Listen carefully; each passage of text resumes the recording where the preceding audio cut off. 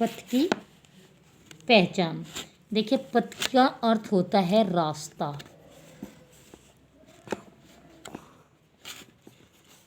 की पहचान यानी कि रास्ते की पहचान। अब ये किसका है? ये जो लिखा है, ये लिखा है हरिवंश राय बच्चन ने। हरिवंश राय बच्चन ने। हरिवंश राय बच्चन का जन्म हुआ था 1907 ईस्वी में प्रयाग के एक सम्मानित परिवार में। 1907 में हुआ था इनका जन्म, हरिवंश राय बच्चन का। हरिवंश राय बच्चन का जन्म भी 1907 में हुआ था और महादेवी वर्मा का जन्म भी 1907 में ही हुआ था। तो हरिवंश राय बच्चन की सबसे पहली जो कविता थी वो इनकी प्रकाशित हुई थी और उसमें इनको पुरस्कारित किया गया था। और उनकी इस रचना से ही सतरंगिणी, इनकी जो सबसे पहली रचना थी हरिवंश राय बच्चन की, वो थी संतरंगिणी। संतरंगिणी रचना से ही पथ की पहचान को लिया गया है। यानी कि एक बड़ी रचना थी संतरंगिणी, और संतरंगिणी इनकी रचना थी संतरंगिणी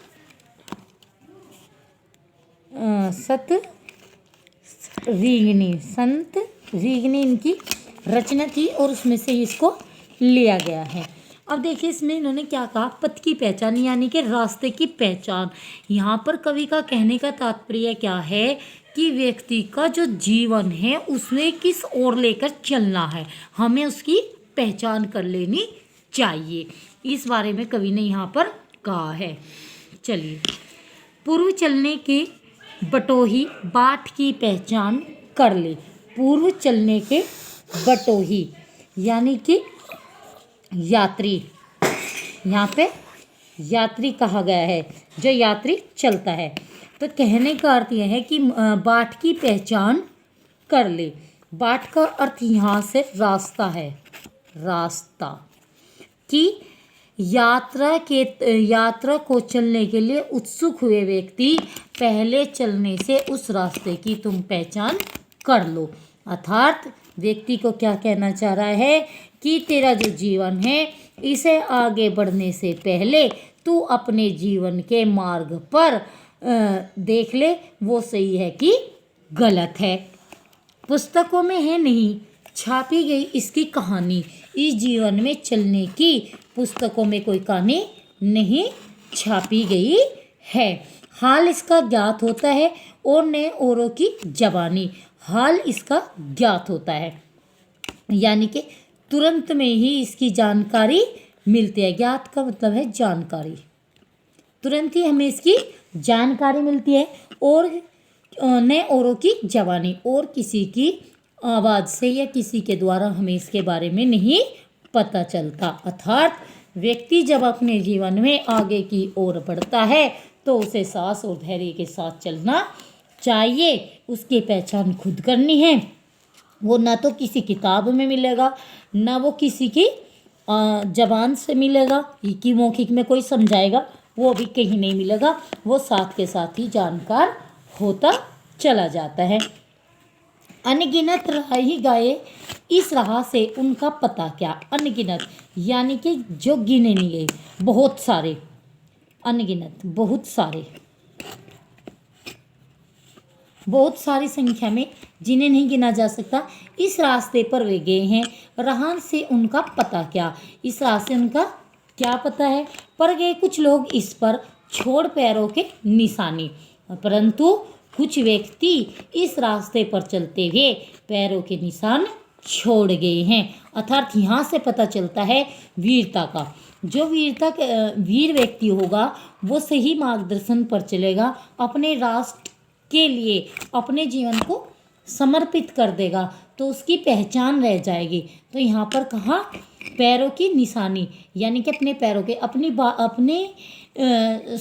अपनी वीरता के बारे में वो छोड़ जाएगा दूसरों को प्रेरित करने के लिए।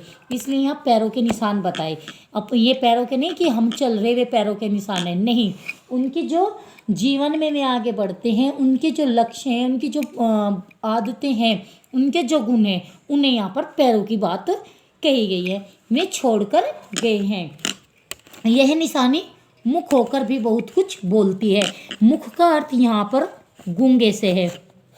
यानी कि यह निशानी मुख होकर भी बहुत कुछ बोलती है, यानी कि व्यक्ति के समाप्त होने पर भी उनके बारे में सब कुछ कह जाती है। यह निशानी गूंगे होकर, और ये बातें भी उनके गूंगे होकर बहुत कुछ बोलती है। खोल इसका अर्थ पंथी, पंथ का अनुमान कर ले। यहाँ पर पंथी का अर्थ है बटोही, यानी कि यात्री जो चलने वाला है। पंथ के अनुमान कर ले यानी कि रास्ता। अब व्यक्ति को कहा गया कि अपने जीवन में चलने से पहले उस रास्ते का तू अनुमान कर ले, समझ ले, कि तुझे कल्पना कर ले कि तुझे कैसा चलना, इस पे चलते वक्त कितनी कठिनाई होगी, इस बारे में कहा है यहाँ पर। पूर्व चलने के बटोही पाठ की पहचान कर ले। हे व्यक्ति, अपने जीवन में चलने से पहले अपने रास्ते की तू पहचान कर ले। इस रास्ते पर चलना बहुत कठिन होगा, अर्थात वीरता की ओर चलना बहुत ही कठिन होगा। इसमें धैर्य को मौन करते हुए चलना होगा। ठीक है, समझ आ गया होगा। और इसमें अनुप्रास अलंकार का प्रयोग किया गया है। ठीक है, और विरोधाभास, विरोधाभास का क्यों किया गया? क्योंकि विरोध भी किया गया है। जब व्यक्ति अपने रास्ते पर चलेगा तो उसमें उसका विरोध भी करा जाएगा। ठीक है, इसलिए यहाँ पर विरोधाभास और अनुप्रास क्यों है? क्योंकि एक वर्ण की आवृत्ति बार बार होने पर वहाँ पर अनुप्रास का प्रयोग किया गया है। अनुप्रास के जो अनुप्रास अलंकार होते हैं वे होते हैं 6 प्रकार के। इसके प्रकार होते हैं अनुप्रास के। ठीक है, ये जब अलंकार बताए जाएंगे उसमें बताया जाएगा बेटा।